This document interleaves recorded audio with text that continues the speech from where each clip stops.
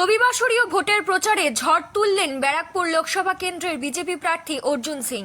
এদিন বীজপুর বিধানসভার অন্তর্গত কাঁচরাপাড়ার ব্রতচারী পার্ক থেকে মিলননগর পর্যন্ত পায়ে হেঁটে প্রচার সারলেন অর্জুন সিং। কাঁচরাপাড়া শহরে অর্জুন সিং এর সমর্থনে রাস্তার দুধারে উপচে পড়েছিল আমজনতার ভিড়।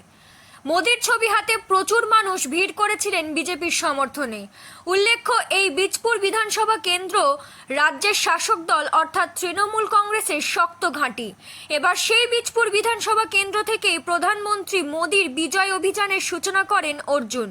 দিন কাঁচরাপাড়া শহরে শুধুই মিছিল নয়, তার পাশাপাশি ছোট একটি জনসভাও করেন অর্জুন সিং।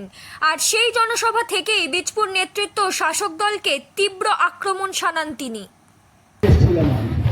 3 বার এসেছিলাম, 7 বার 7টা জায়গা প্রমাণ করেছিলাম। আরে ভাই, আমি সম্রাট ছাড়া কারোকে ভয় পাই না। তোমরা যদি নিয়ে আসবে, সেদিন চলে যাবে। আর তোমরা তো ভাই, তোমাদেরকে তৈরি আমি করেছিলাম।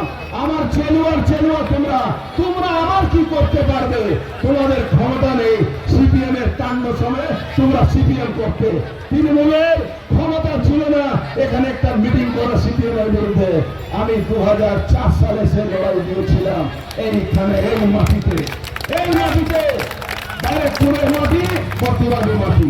1857 সালে এখানে মঙ্গল পাণ্ডে বিদ্রোহ করেছিলেন। আর এই বাংলায় এই নতুন আজাদী, এই তৃণমূল কংগ্রেসের পিসি ভাইপো প্রাইভেট লিমিটেড কোম্পানির বিরুদ্ধে আমার একটা আজাদী লড়াই চলছে।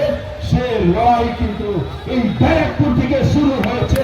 এই ব্যারাকপুরই ঠিক করবে আগামী দিন কি করে মমতা ব্যানার্জি সরকারের পতন হবে। এই কথা মনে রাখবেন আপনারা। নির্ভয় হয়ে আসুন। ভারতীয় জনতা পার্টি আপনার সঙ্গে আছে।